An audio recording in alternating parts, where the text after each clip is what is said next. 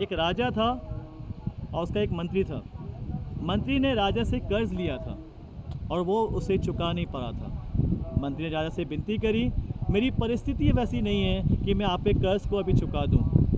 राजा को उसकी बात पे तरस आया और राजा ने मंत्री के सारे कर्ज को माफ़ कर दिया। कुछ दिन बाद ऐसा हुआ कि मंत्री ने अपने दास को कर्ज दिया और दास के पास भी कर्ज को चुकाने के लिए पैसे नहीं थे। तो दास ने भी विनती करी कि मैं तेरे कर्ज को धीरे धीरे जाके चुका दूंगा। पर मंत्री को क्रोध आया और उसी क्रोध में मंत्री ने दास को जेल में डाल दिया। और राजा को ये बात जब मालूम पड़ी, राजा बहुत क्रोधित हुआ। जिस पर मैंने दया करा, जिसे मैंने क्षमा किया, उसने अपने दास के साथ क्या किया।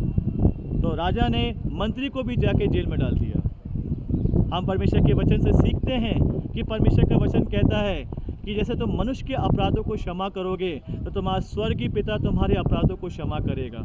अगर तुम मनुष्य के अपराधों को क्षमा नहीं करोगे तो तुम्हारा स्वर्गीय पिता तुम्हारे अपराधों को क्षमा नहीं करेगा।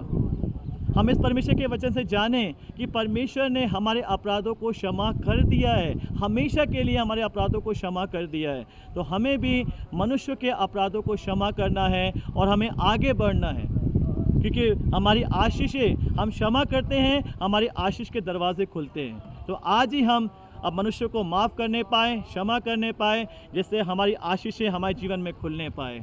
Praise the Lord, God bless you.